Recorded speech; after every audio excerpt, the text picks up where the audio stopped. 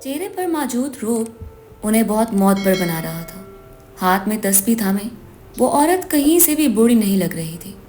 नूरजहां ने कदम बड़ी पीढ़नी के कमरे में रखे थे और झुककर उन्हें सलाम पेश किया था, जबकि मुलाजमा ने फौरन उसे इशारा किया था कि उनके हाथ को चूम लो और अकीदत से आंखों से लगाओ, जबकि उसने फौरन वही सब किया था जो वो मुलाजमा बता रही थी, क्योंकि उसे तौर तरीकों का बिल्कुल इल्म नहीं था। हाथ चूमने के बाद बड़ी पीढ़नी ने सर उठाकर नूरजहां की जानिब देखा था और सवालिया बोली थी, हाँ लड़की, बताओ कैसे आना हुआ। उनका रोबदार लहजा एक पल के लिए नूरजहां को खौफ में मुब्तला कर चुका था, लेकिन उसने हिम्मत जटाई नहीं थी और उनकी जानिब देखते हुए हर्फ बा हर्फ अपनी माँ की हालत उनके गोश गुजार दी थी और उनसे मदद की अपील की थी कि मेरे लिए कुछ इनायत की जाए। मेरी अम्मा की तबीयत बिल्कुल ठीक नहीं है। मुझे थोड़े पैसों की ज़रूरत है ताकि मैं शहर जाकर अपनी अम्मा का इलाज कर सकूं। चंद पल कमरे में खामोशी छा रही थी। बड़ी पीढ़नी के चेहरे पर नागवार तासुरात नजर आ रहे थे। ना जाने क्यों नूरजहां को महसूस हो चुका था यहाँ से उसे बिल्कुल भी मदद हासिल नहीं होगी। वो मज़ीद कुछ कहती उससे पहले ही बड़ी पीढ़नी ने उसकी जानिब देखा था और बुलंद आवाज़ में बोली थी, देखो लड़की, मेरे यहाँ पर इस तरह की कोई मदद नहीं की जाती। मैं सालाना खैरात कर देती हूँ और इसी साल की खैरात भी मैं कर चुकी हूँ। और रही तुम्हारी अम्मा की बात, वो बहुत मेहनती औरत है और मेरे काबिल मुलाजमा भी है। अगर तुम उसकी जगह पर यहाँ काम करोगी तो हो सकता है हम इसी बदौलत तुम्हारी अम्मा का इलाज करवा दें, लेकिन शहर जाने की तुम्हें या तुम्हारी अम्मा को हम इजाज़त नहीं दे सकते। हमें तुम्हारी अम्मा की जगह वैसे भी एक काबिल औरत की ज़रूरत है। अगर तुम इसकी जगह आना चाहती हो तो हम तुम्हें वहाना तनख्वाह भी देंगे और तुम्हारी अम्मा की दवाओं का खर्चा भी उठा लेंगे। जबकि नूरजहां की बाँछें खिल उठी थी। वो बेसाख्ता बोली थी, मालकन, मुझे सब मंजूर है, बस मेरी माँ की दवाओं का खर्चा उठा लें। मैं हमेशा आपकी शुक्रगुजार रहूँगी। वो ये बात बोलते ही उनके खूबसूरत हाथ को अपने लबों से लगा चुकी थी, जबकि बड़ी पीरनी ने उसे एक अजीब निगाह से देखा था और उसे कल आने का हुक्म दे दिया था। वो बहुत खुश होकर बड़ी पीरनी के कमरे से बाहर आई थी। उसने जैसा सोचा था उसने वो पा लिया था, लेकिन वो जैसे ही बाहर आई, सामने खड़ी शकीला के चेहरे को देख एक पल के लिए हैरत में मुब्तला हो गई थी। शकीला का चेहरा सफ़ेद पड़ चुका था, आंखें बड़ी हो गई थी। ये क्या मामला था वो खुद नहीं जानती थी। नूरजहां ने अपने कदम शकीला की जानिब बढ़ाए थे और उसकी शानों पर हाथ रखते हुए बोली थी, आंटी, आपको क्या हो गया है? आप क्यों मेरी नौकरी से इतना नाखुश हैं? खुदारा इस तरह मत करें, मेरी रोज़ी रोटी को नज़र लग जाएगी। वो बोलकर आगे बढ़ती कि अचानक ही शकीला ने उसकी कलाई थामी थी और उसकी आंखों में देखते हुए बोली थी, अगर तुम मुझे अपना समझती हो तो बेटा कल मत आना। ये हवेली आम मासूम लड़कियों के लिए नहीं बनी है। मेरी बात को समझने की कोशिश करो।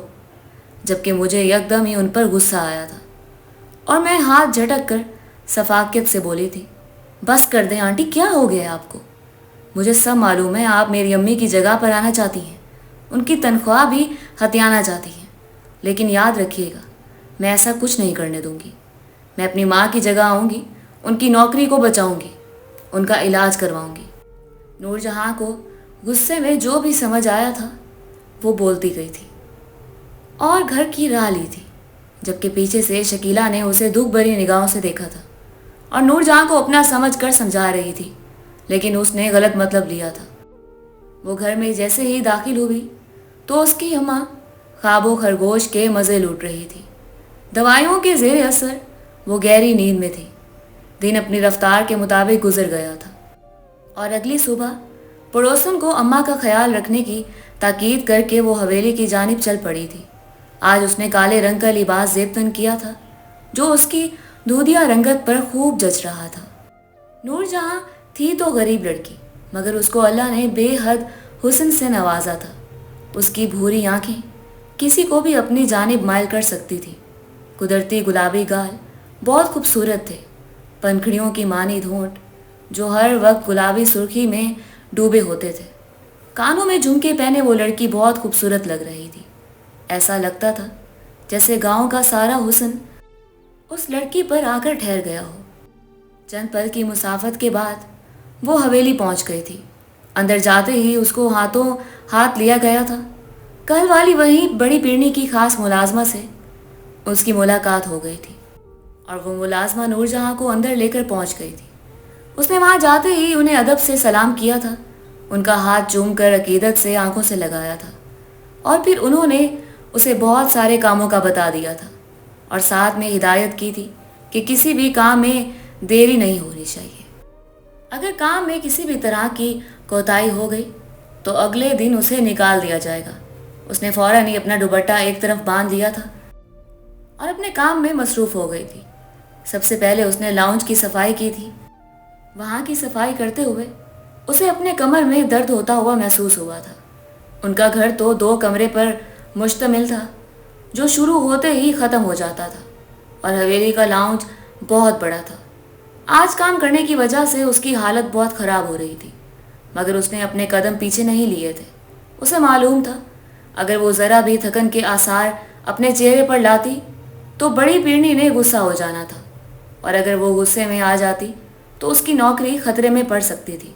اس لیے وہ اپنا دل مار کر محنت کرنے لگی تھی. اور کہتے ہیں نا، محنت میں عظمت ہوتی ہے.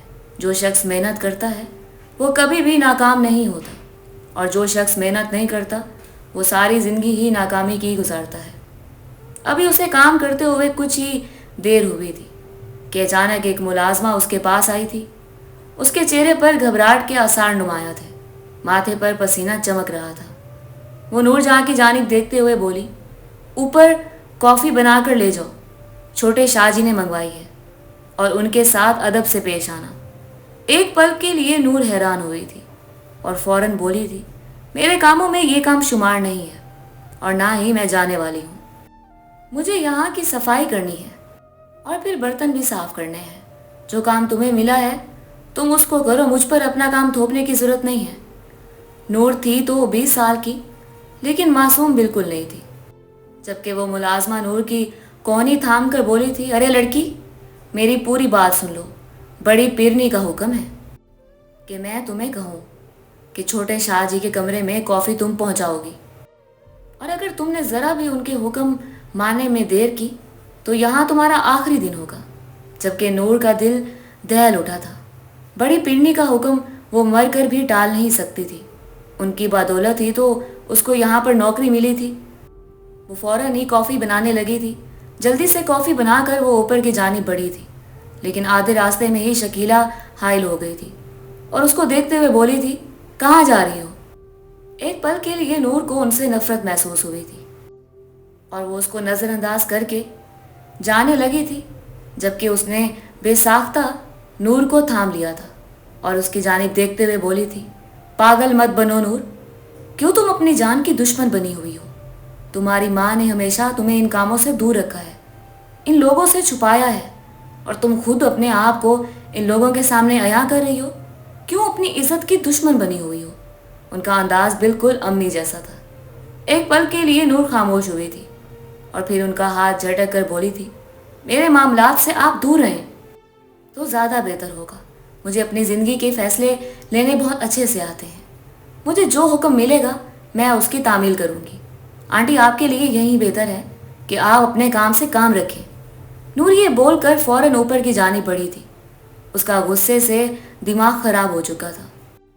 وہ پل میں ہی بہت زیادہ غصہ ہو جاتی تھی. اس کا چھوٹا بھائی اور یہاں تک کہ اس کی امی بھی اس کے غصے سے گھبراتی تھی.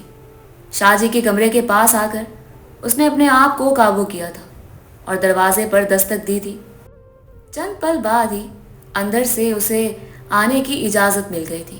اس نے خدا کا نام لیا تھا اور کمرے میں داخل ہو گئی تھی جبکہ کمرے کی خوبصورتی کو دیکھ کر وہ نہال ہو گئی تھی.